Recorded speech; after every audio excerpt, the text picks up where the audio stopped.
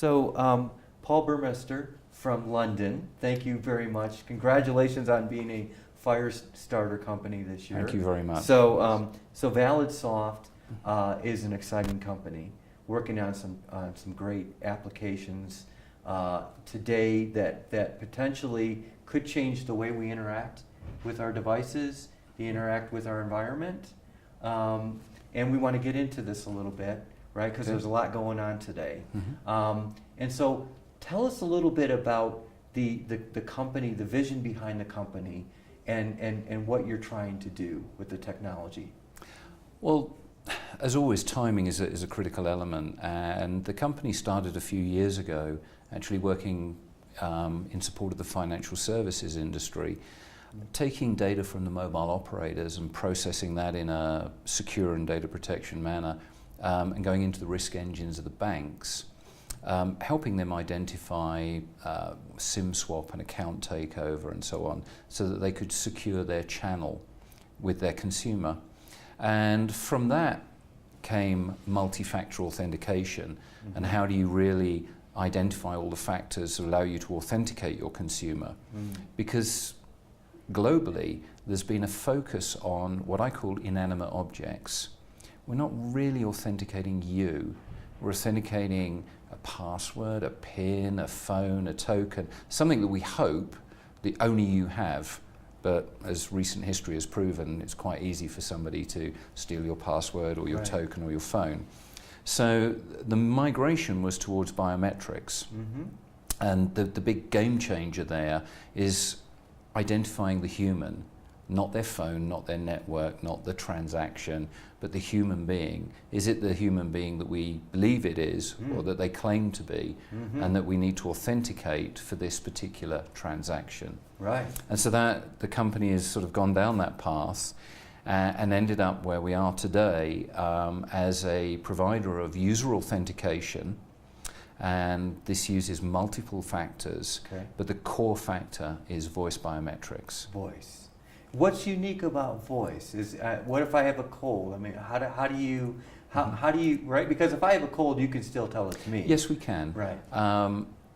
Biometrics as a whole, as I say, that brings the human element into authentication. Yeah. And there's a multiple types. We're familiar with face, iris, fingerprint, but those are static biometrics. So they tend to require very specialist hardware. Typically they only work on device, therefore they only work through one channel of your company's operation. And that restricts how the company can use them in terms of needing different solutions for each of their channels. Where voice is different is it's a dynamic biometric.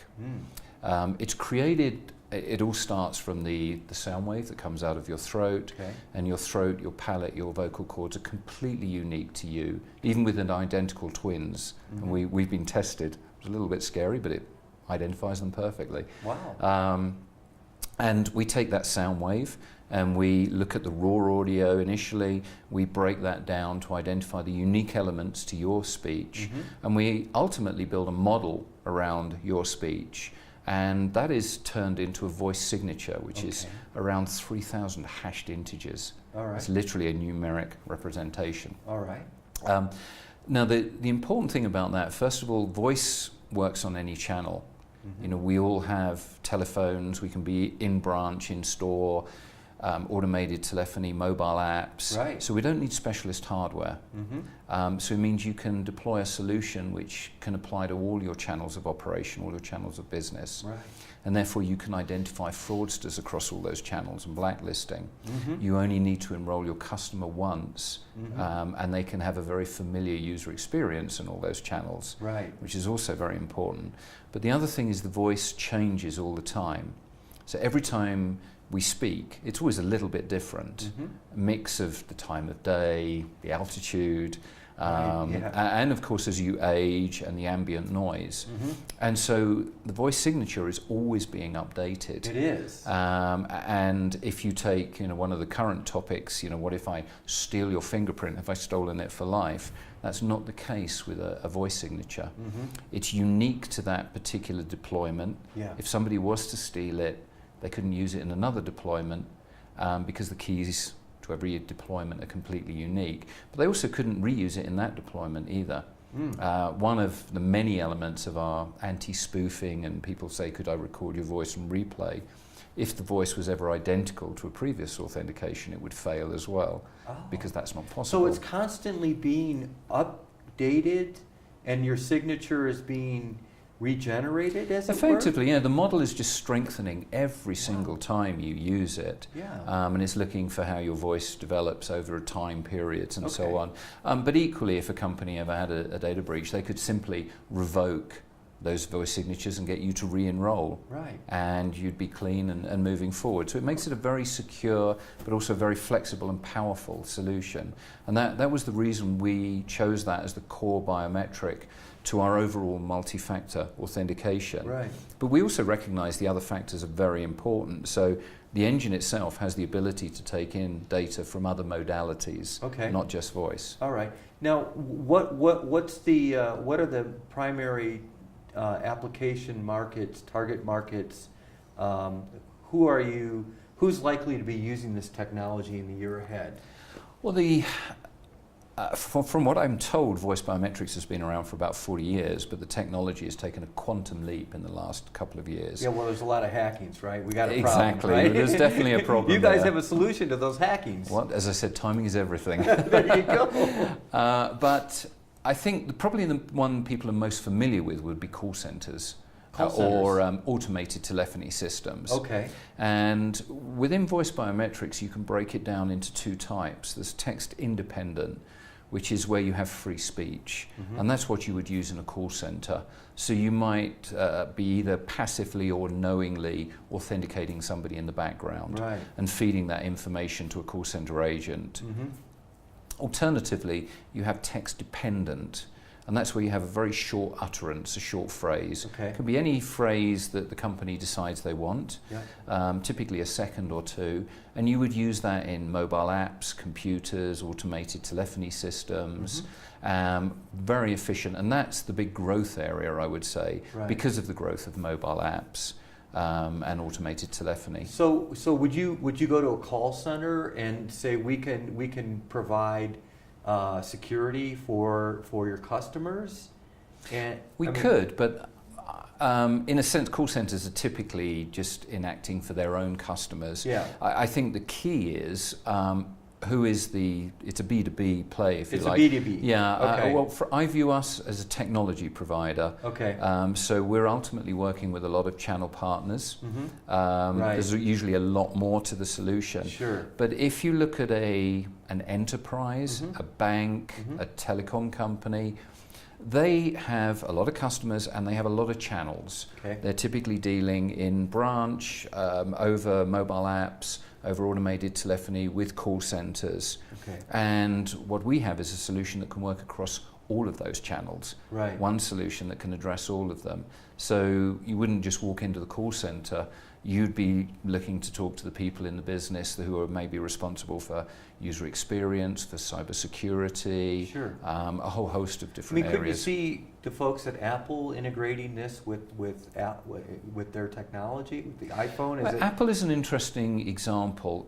What they have done, I think, is absolutely great. They've brought the word biometrics into the common vernacular, and it's the most common usage out there now today, I would say. And that's a step forward. And the fingerprint on the phone is, I believe, better than a simple PIN.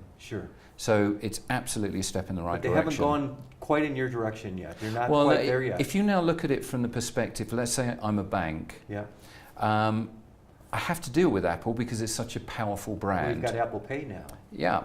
But I'm not particularly happy about having to deal with it because all I get is this third-party company that says yes or no.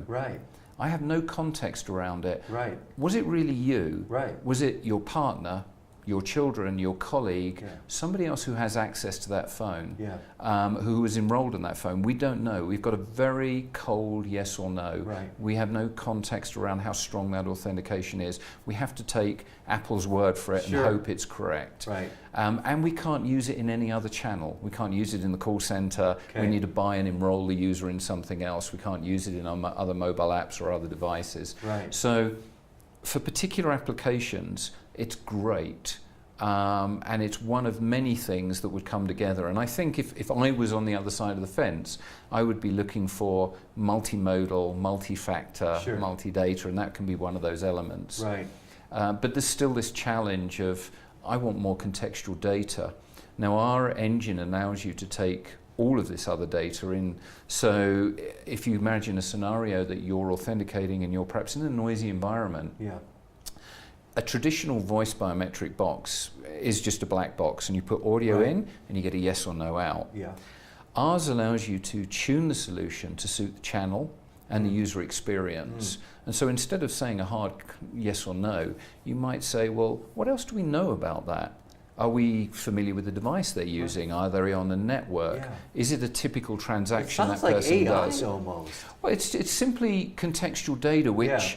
our customers, that bank or that telco or that enterprise, already has all this contextual data. Yeah. They're just not utilizing Fantastic. it. So we've given them an engine that allows them to bring all that in Right. and ultimately create a really smart authentication based on everything they know. There you go. Not just the biometric. Right, right, fantastic. So the time is now, the hackings are everywhere, right? This technology validates you, the user, right? And in a way that other technologies can't do. It sounds like you've got the application that is going to change the nature of authentication for a wide range of applications, right? Yeah, I want it to be known it's me, you know, as the human, and that's important. And I think the public have lost faith. Yeah. The data breaches, as you say, are very common. Also, the definition of what's valuable data has changed. We always assume it to be financial services, but as we've seen recently, the loss of medical data or the loss of social data, such as Ashley Madison, we've seen people prosecuted, lose their jobs, lose their families. Yeah. So I think the definition of the data that's really valuable to us is now becoming perhaps a little clearer, and it's not just financial services. Right, right. So the concept that people are using a technology that, to the best of my knowledge, is about 3,000 years old. You know, I think it was, you know, the ancient Athenians that said, how do we stop getting in and out of the city gates? Well, give them a password. Right. We're still using that, you know, Right. 3,000 years later. Right. That's slightly negligent, Yeah. and I understand why the general public have lost faith in the industry. Yeah. And now we need to go on that next step and regain that trust. So ValidSoft has the solution to regain the trust, provide some phenomenal security, and the time is now for the technology. Absolutely. Right? We're delighted to have you with us. Congratulations on being a FiReStarter company this year, and we look forward to hearing more about the technology at the event. Thank you very much. It's been a great honor and we appreciate it. Thank you. Thank you.